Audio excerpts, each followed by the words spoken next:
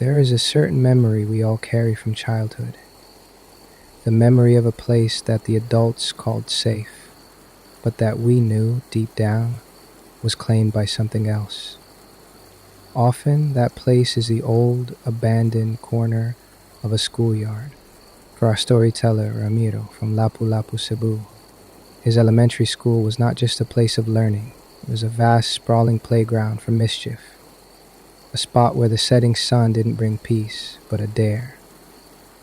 This is the story of how that dare led to a terrifying confrontation with one of the most feared figures in Philippine lore, the White Lady. I am Paul, and you are listening to Stories Philippines podcast. Ramiro was in the 5th grade, and like many young boys, he and his friends used their elementary school grounds as their weekend kingdom. They played baseball, tag, and hide and seek, even risking climbing onto the school's low roofs. The key setting in their adventure was a large, overgrown garden that lay in front of a two-stubby school building. The building was old, decaying, and surrounded by large, dark trees, a perfect recipe for shadowed fear. In late afternoon, around 5:00 p.m., the light was already fading. Ramiro noticed something on the second floor of the old building, a single, broken pane of jealousy window that had slipped open, creating a gap. Being a mischievous child, he decided to turn this into a game. He began throwing small stones, aiming to shoot them through the gap and into the empty classroom. His friends warned him. They told him the school was full of ghost stories and to stop disturbing what they couldn't see. But Ramiro, skeptical and daring, ignored them. Soon his friends joined in, turning the transgression into a game of competition.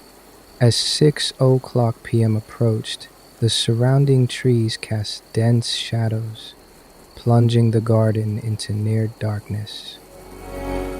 They were deep in their game when the silence was violently shattered. From inside that empty room on the second floor, they all heard it, the terrifying, unmistakable sound of metal chairs clanking, being dragged, scraped across the floor, and violently slammed against something.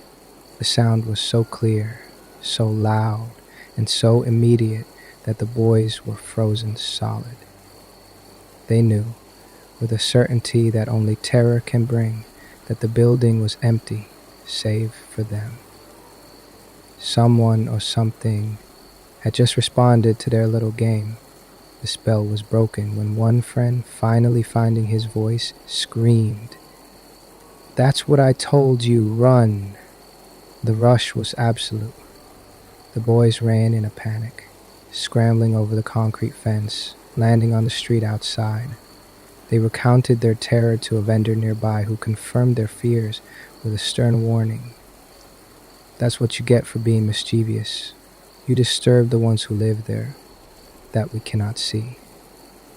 The boys went home with a fear that rooted itself deep in Ramiro's memory.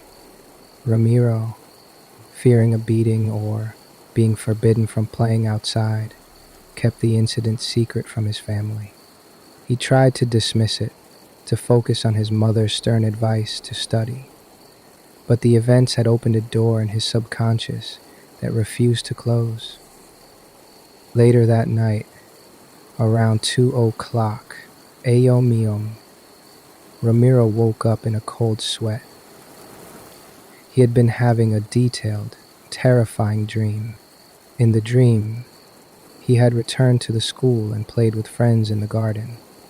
He and his friends ran up the stairs of the old building, feeling safe because the sun was high. But once upstairs, his friends vanished. He was alone. As he walked down the staircase, a woman in white appeared. He couldn't make out her face. It was a shadowy blur. But he was instantly paralyzed. He knew she was wrong, that she didn't belong. He ran toward the only exit, but she met him at the bottom of the stairs. The White Lady spoke, her voice enticing. "Come and play upstairs with me." She grabbed his arm. He struggled, noticing her long black hair that reached her chest and the flowing white garment. He screamed, but no sound came out. He fought until she let go, but she was fast. She caught him before he could escape the staircase, pressing or pinching his ribs/flanks on both sides with an agonizing grip. Paralyzed once more, he could only scream, "Help! Where are you?" She slowly, forcibly dragged him back up the stairs, taking him straight to the room where they had thrown the stones, the classroom with the broken jalousie. As she was about to pull him through the doorway, Ramiro's courage and consciousness returned. He woke up, terrified, soaked in sweat and burning with thirst. This story resonates deeply with the classic Filipino white lady legend, which often haunts schools, hospitals, and old decaying buildings, particularly those with a grim or hidden history. The school setting. Schools, especially old ones like Ramiro's, are hotspots for ghost sightings globally. They are places of intense emotion, stress, fear, excitement, which some theories suggest can imprint on a location, the White Lady. Her common form is a woman in white, sometimes with a shadowed face, often associated with a tragic death. Her appeal to play and her targeting of children are common motifs, using the vulnerability and trust of a child to lure them. The metal clanking.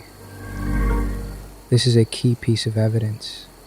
In folklore, spirits will often use loud, startling physical noises to prove their presence and scare away trespassers.